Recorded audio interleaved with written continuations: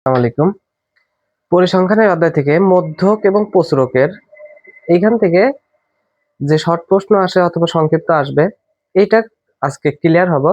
খুবই সহজ বিষয়, কিন্তু আমি দেখেছি অনেকের ভুল হয়, যে মনে করে সহজ, অনেকের ভুল হয়, এই জন্য আমার দেখানো। প্রশ্নটা দুইটা প্রশ্ন দিয়ে আমি দেখবো। একটা হচ্ছে যেটা শ্রেণী ব্যাপ্তি থাকে, অর্থাৎ সহজ বাংলায় যেটা বলি ঘর কাটা থাকে। এখান থেকে আমরা আগে ফার্স্ট এটা দেখি, এত এর মধ্যক কত। মধ্যক যখনই বলবি, সে যেখান থেকে বলুক, মধ্যক মানে প্রথমে ক্রমানুসারে সাজানো লাগবে, অর্থাৎ ছোট থেকে বড় অথবা বড় থেকে ছোট, যাই বলি আমরা ছোট থেকে বড় এটাই চিনবো, যে ছোট থেকে বড় সাজানোই লাগবে, এর বিকল্প নাই। তাহলে সাজাই যদি, তাহলে কি হচ্ছে 13 আগে আসতেছে, 11 আগে আসতেছে, সরি 9 আসতেছে, তারপরে 11, 13, 14, 14 আবার, তারপরে কত 17। তো একটা একটা দুইটা, তাহলে মাঝখানে কয়টা? মাঝখানে যদি একটা থাকে তাহলে সেটাই মধ্যক, কিন্তু মাঝখানে যদি দুইটা থাকে তাহলে এই দুইটার যোগফল ভাগ 2। 14 আর 13 কত হচ্ছে? 27 ভাগ 2, তার মানে 13.5। এইটাই হচ্ছে মধ্যক। এটা খুব সিম্পল বিষয়, মধ্যক। তার মানে মধ্যকে কি বুঝলাম, যে মধ্যক নির্ণয় করতে হলে আমার সাজানোই লাগবে, ছোট থেকে বড় হোক বা বড় থেকে ছোট হোক। আর প্রচুরক কি? প্রচুরকের ক্ষেত্রে আমার সাজানোর কোনো প্রয়োজন নাই, প্রচুরক যেটা বেশি আছে সেটা প্রচুরক, অর্থাৎ 14। 14 দুইবার আছে, তার মানে 14 প্রচুরক। যদি 11 দুইবার থাকতো, 14 দুইবার থাকতো, তাহলে 14 এবং 11 দুইটাই প্রচুরক। তাহলে মধ্যক প্রচুরক এখান থেকে ক্লিয়ার। কিন্তু যদি শ্রেণী ব্যাপ্তি দেওয়া থাকে, অর্থাৎ যদি এরকম থাকে যে 31 থেকে 40, 41 থেকে 50, 51 থেকে 60, তিনটা চারটা, 61 থেকে 70, আমি চারটা দিয়ে দেখাই। এটা হচ্ছে 4, 11, 18, 20, এটাই ভাব ধরে নিলাম। তার মানে এটা শ্রেণী ব্যাপ্তি, এটা গণসংখ্যা। এখান থেকে যদি আমার বলে যে মধ্যক নির্ণয় করো, তার মানে আমরা একটু আগে দেখলাম যে মধ্যক নির্ণয় করতে গেলে পরে আমার কি করা লাগবে? সাজানোই লাগবে। আর এই শ্রেণী ব্যাপ্তি দেওয়া থাকলে এখানেও একই কথা, সাজানোই লাগবে। আর এখানে সাজানোর শর্ত হচ্ছে ক্রমযোজিত গণসংখ্যার যে ঘর সেটাই সাজানোর ঘর। সহজ কথা, ক্রমযোজিত গণসংখ্যা। ক্রমযোজিত গণসংখ্যা লাগবে, এইভাবে মনে রাখলে হবে যে যদি শ্রেণী ব্যাপ্তি দেওয়া থাকে এবং এখান থেকে মধ্যক নির্ণয় করতে বলে, তাহলে ক্রমযোজিত ঘর লাগবেই।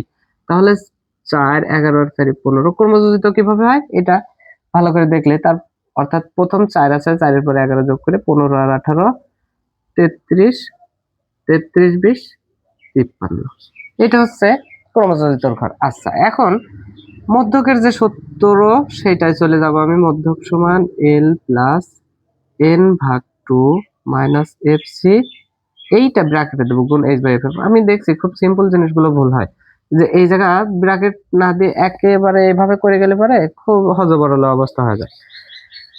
মানে কোনটার সাথে কি আছে, মনে হয় এল এর সাথে এটা যোগ আছে, শুধু না, এল এর সাথে যোগ আছে কোনটা? এইটুক সম্পূর্ণ, তার মানে এইটুক সম্পূর্ণের ক্যালকুলেশন করে তারপরে এল এর সাথে যোগ। এখন মধ্যকে আমি সূত্রটা আগে লিখে ফেললাম। মধ্যক নির্ণয় করতে গেলে অথবা প্রচুরক নির্ণয় করতে গেলে এই শ্রেণী ব্যাপ্তি থেকে একটা জিনিস মাথায় রাখা লাগবে, আমার তার শ্রেণী বের করাই লাগবে। আমার কি করতে হবে? শ্রেণী বের করতে হবে। এই জিনিসটা মুখস্থ দু একবার পড়লেই হচ্ছে, যে মধ্যক অথবা প্রচুরক নির্ণয় করতে গেলে এই শ্রেণী ব্যাপ্তি থেকে, তাহলে আমার ওই শ্রেণী বের করতে হবে। অর্থাৎ মধ্যক যদি বের করতে বলে তাহলে মধ্যক শ্রেণী, প্রচুরক যদি বের করতে বলে প্রচুরক শ্রেণী। কেননা এই শ্রেণী ব্যাপ্তি থেকে মধ্যক নির্ণয় করতে গেলে অথবা প্রচুরক নির্ণয় করতে গেলে যে সূত্র, সেটা প্রথমে এল থাকবে। অর্থাৎ প্রচুরকের কথা যদি বলা হয়, প্রচুরক সমান এটাও এল প্লাস F1 ভাগ F1 যোগ F2 গুণ এইচ। এখন এই যে সূত্র এল আছে, এল কি লেফট হ্যান্ড সাইড কার? শ্রেণীব্যাপ্তির বাম পাশেরটা, মানে শ্রেণীর নিম্ন সীমা। তো সেইটা পেতে হলে আমার শ্রেণী লাগবে। তো মধ্যক প্রথমে যদি বের করি, মধ্যক শ্রেণী, মধ্যক শ্রেণী বের করার একটা সূত্র আছে, তবে প্রচুরক শ্রেণীর, যেটা প্রচুরক কোথায়? প্রচুরক নির্ণয় করতে গেলে আমার ক্রমযোজিতর প্রয়োজন নাই। তার মানে প্রচুর আছে 20, তার মানে 61 থেকে 70 প্রচুরক শ্রেণী। সহজ কথা, যেটা বড় সেটাই প্রচুরক শ্রেণী, সেই ঘর সাজাতে সেই প্রচুরক শ্রেণী। কিন্তু মধ্যক নির্ণয় করতে গেলে n ভাগ 2, মধ্যক নির্ণয় করতে গেলে বলতে মধ্যক শ্রেণী, মধ্যক শ্রেণীর সূত্র হচ্ছে n ভাগ 2। n কি? n হচ্ছে এই যে গণসংখ্যার যোগফল, যোগ করলে লাস্টের 53 আসবে, তার মানে 53 ভাগ 2 সমান কত হচ্ছে? 25 26.5। এইটা হচ্ছে আমার কি মধ্যক শ্রেণী। তার মানে এই যে 26.5 আমি মধ্যক শ্রেণী পাইলাম, এইটা ক্রমযোজিত কার ঘরের মধ্যে আছে? 15 মধ্যে নাই, 33 মধ্যে আছে। তার মানে 33 সোজা কে আছে, কে এই যে 51 থেকে 60।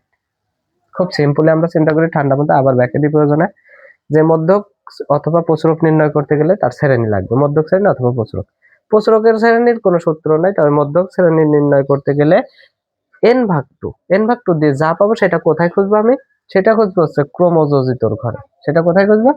ক্রমযোজিতর ঘরে। কার মধ্যে আছে? সেই ঘর সোজা হচ্ছে আমার মধ্যক শ্রেণী। তার মানে 51 থেকে 60, তার মানে 51 হচ্ছে এল। তার মানে এল এখানে কত? 51। সহজ বিষয় যে এল এখানে কত? 51 মধ্যক শ্রেণীর জন্য, প্রচুরকের জন্য না কিন্তু। এখন n/2 সমান আমি এটা পাইছি, ডাইরেক্ট এটাও লিখতে পারি, আর n সমান 53/2 এটাও লিখতে পারি, সমস্যা নেই, একবারে লিখে দিলে সমস্যা নেই। মাইনাস এফসিটা কি? এফসি এফসি হচ্ছে আমি যার কারণে ওই যে মধ্যক শ্রেণীটা নিলাম তার উপরেরটা, এফসি তার উপরেরটা। তার মানে কত? 15। এই যে ব্যবধান সেটা আমরা জানি 10। এফ এম হচ্ছে ছোট হাতের এফ থাকলে সেটা গণসংখ্যা ধরে নেব। তার মানে এই যে ঘর সোজা গণসংখ্যা যে আছে সে 18। সহজ বিষয়। তো এই বিষয়গুলো খেয়াল করে এখন ক্যালকুলেশন করলে ভালো হয়। এখন অনেকের ক্যালকুলেশনের সমস্যা থাকে, ক্যালকুলেশনটা আমরা দেখি। জাস্ট ক্যালকুলেশন কেমনে করব? এফসি কত হয়েছে? এফসি হয়েছে আমার 15, তারপর গুণ এইচ বাই এফ এম কত? 18। এই সিম্পল, আমি এই ডান পাশে এল করতে এল, এল প্লাস এল, এল প্লাস এল এটা রাখিয়েই দেবো, সমস্যা নাই। এল প্লাস এই জায়গায় অনেক সময় যদি মাইনাস থাকে তার মানে এই প্লাস মাইনাসে মাইনাস হয়ে যাবে নিশ্চয়ই লাস্টে, সমস্যা নেই। এইটা থেকে যদি মাইনাস দিই তাহলে 11.5, তারপর গুণ 10/18।